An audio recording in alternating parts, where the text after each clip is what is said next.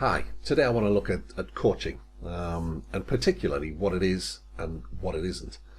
There are many roles that help inform, educate, train, or instruct others, but they're not coaching. They sometimes get used by coaches, but I think we need to be looking at isolating the coaching element if we want to develop our coaching skills and to understand when we're coaching and when we aren't. So these roles are mentor, teacher, consultant, therapist, instructor. They're all about helping people, but they're all about, if you like, having the learning go in rather than getting the learning out, which is what coaching is. So a mentor is generally a subject matter expert or an expert at the job that they're helping somebody to bed into. They offer solutions based on their experience. They're educating people. They're putting the learning in. A teacher, again, is a subject matter expert, or let's hope they are. They ask questions that they already know the answers to, so they're trying to lead their students to a particular conclusion. They're helping them to discover a particular thing. So they're imparting information, they educate, they're putting the learning in for the most part. That doesn't mean that teachers don't use coaching skills. It doesn't mean that mentors don't use coaching skills, but this is the definition of the job, if you like. Consultants are experts in the subject or in the area that they're working in. They analyze data or situations, they identify problems or issues, and they recommend or offer solutions. So the solution comes from within the consultant. Therapists, again, they're working with people. They're expert in this process, but they're generally dealing in the past. They're fixing issues that have been caused by the journey in life up to that point. They fix problems, they help people with phobias. Instructors, again, experts in the subject matter, hopefully. We offer solutions based on our experience of learners, or driving itself, of other road users, and the law. So we instruct, we're putting the learning in. Now again, instructors sometimes use coaching or mentoring techniques, but the job role is as it's laid out here. So if we want to develop our coaching skills, we have to understand what it is, and we have to isolate these skills and work on them. Now, a lot of the other roles can be replaced by coaching if we're coaching people in an area they've got expertise in. And when it comes to driving, people do, because it's all about spatial awareness and manual dexterity, getting the feel of things and understanding how things work. We have a great deal of experience in these areas, and we learned this when we were children. So what is it then? Well, a coach, the coaching role, a coach is someone who empowers people, helps people to identify their own goals, helps people to discover their own solutions and to formulate their own plans. They help people measure the impact of these activities and to set, again, their own goals. So the solutions all come from within the coachee. So we're getting the learning out as opposed to putting the learning in. So coaches are people who are not necessarily an expert, or if they are an expert, they don't use that expertise. We aren't a guru, and we're forward moving. We're dealing always in what comes next, not what has happened. We help people develop, but we don't direct them, other than using a process to help them, imagine new goals and ways of getting to them. We help people imagine different possibilities for themselves or for a situation that we're going back to, that we want to look for a different outcome. And we manage a coaching conversational model. Now there's loads of models. We'll come to those in a bit. So coaching is fairly simply a relationship, the right environment for it to happen naturally, and a conversation, a means to identify the coachee's goals and needs and pursue and reach those goals, working out what works and what does not for the coachee, and having them work that out and having them input. Now there may be barriers in place for them, being willing to do that, but we'll come back to that in a bit. So this relationship and conversation leads to empowerment. The learner developing the confidence in themselves and in their ability to make meaningful decisions in terms of their own development. And they own the process. The learner owns their own journey and, if you like, calls the shots. So what do we need? Obviously there's a lot more to this, but this is just the basics of it. There are three elements. The first thing is our way of being. That's our ability to create the right environment for learning to happen. We then need a set of coaching skills and then a process to allow us to apply this to the coachee and help them make those meaningful decisions.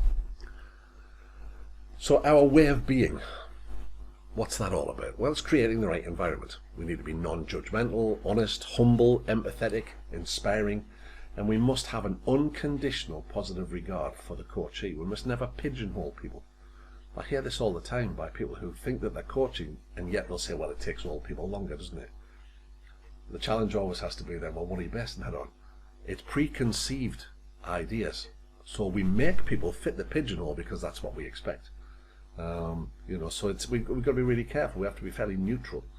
And this is, we do occasionally, of course, have to input for safety reasons. But you must understand that you're not coaching in that instance. So it's all about creating the right environment, the way we are with people. We need to develop good EQ, emotional intelligence. We need to read body language, all that kind of stuff. So this is very complex, explained in a simple way.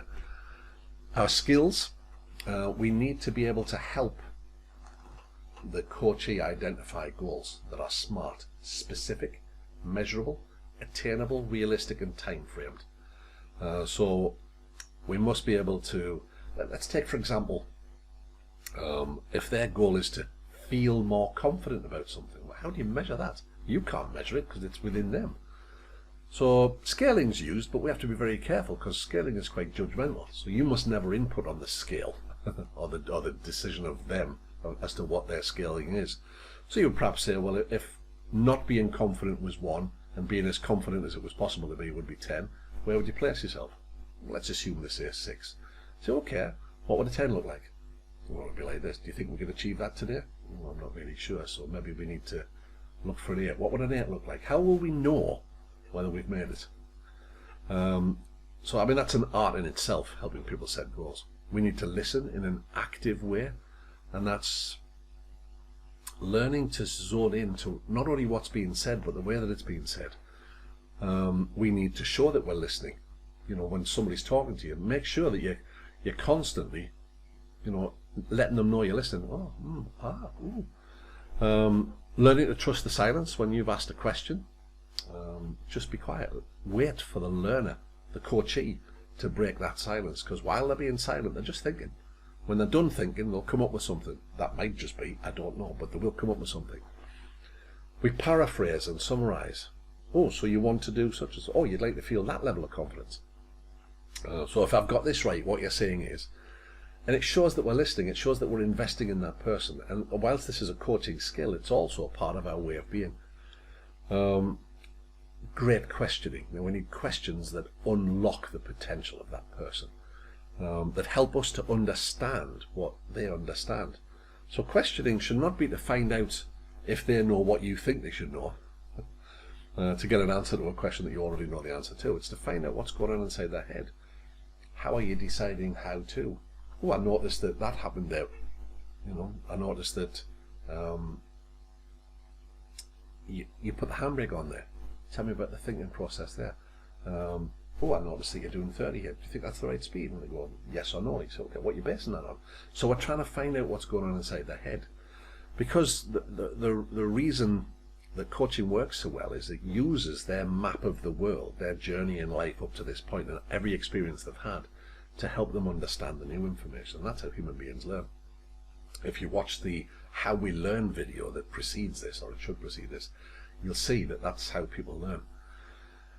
We need to help the coachee overcome barriers. You can't break those barriers down for them. You can assist, but it's the bit that we get where we say to them, what do you want to do today? I don't know. What would you like me to do? I'd like you to tell me what to do. Now, if you tell them what to do, and then delude yourself that you're being client-centered, you're sadly and utterly mistaken. That isn't really what they want to do. They're just scared. They don't want to commit. So we have to ask a different kind of question. What do you want to do today? I don't know. You say, okay, what would you like to work on today? Anything in particular? Now, of course, with something like the LD system, we're well served here, because we just say, well, This is the skill level we're at. Which one of those do you fancy tackling today? So it's all about having them buy in as well. So it's all very well and good if you're creating the right environment, but nothing really works until they settle into that environment and they feel comfortable. So expect a lot of I don't know to begin with.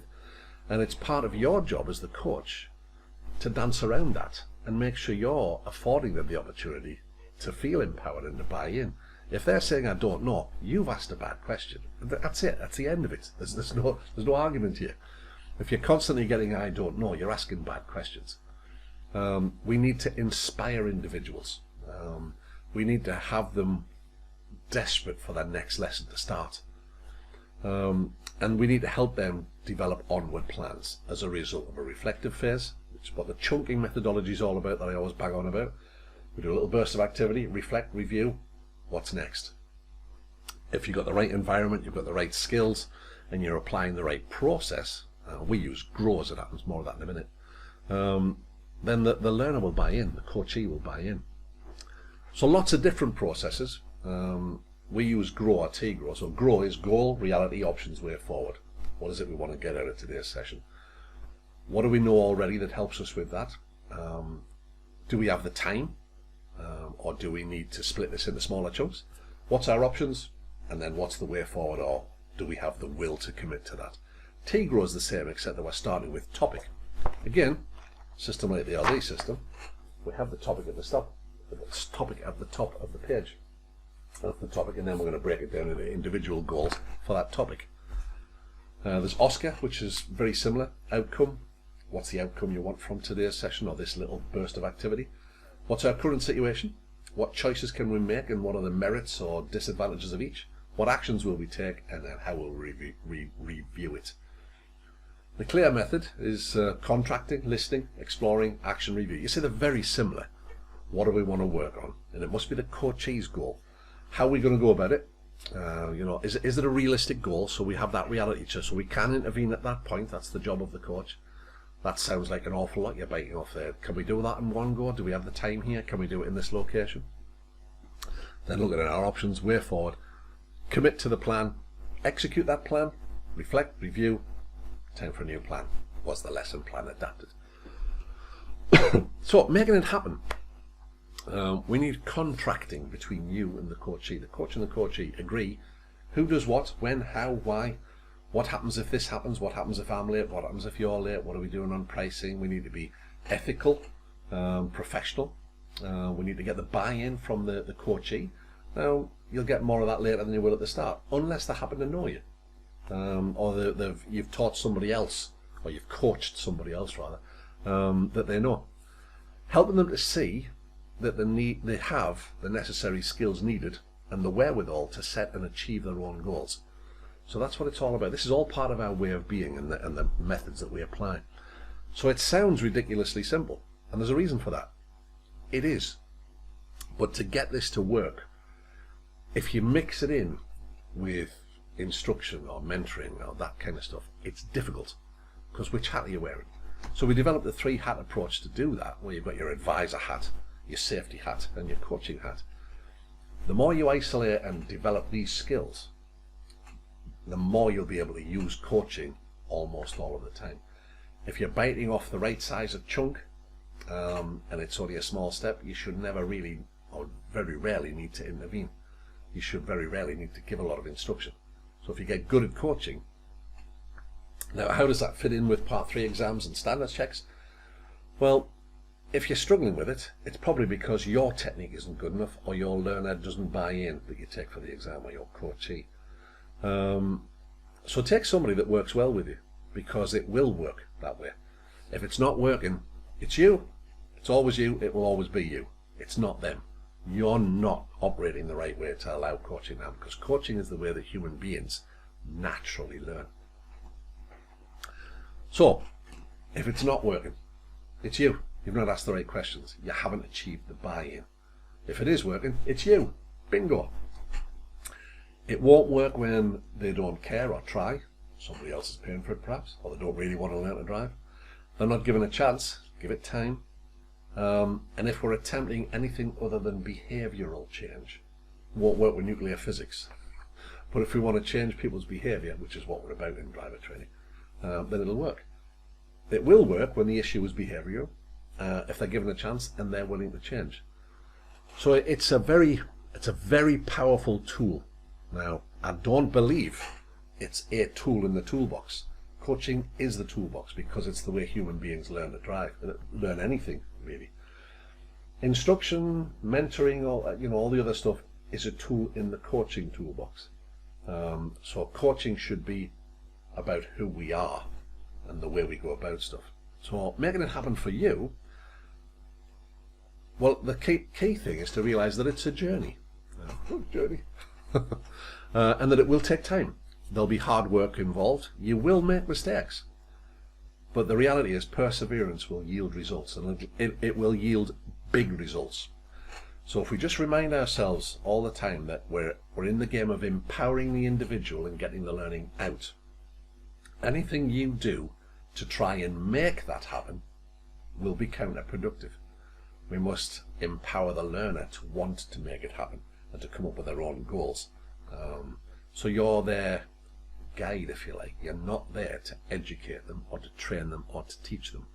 If we're coaching, we're getting the learning out. It's unbelievably powerful, and it halves the time it takes because they only ever learn anything once. You never have to go back. You look at these lessons on YouTube that you see me with these learners. Do we ever do another lesson on the same subject?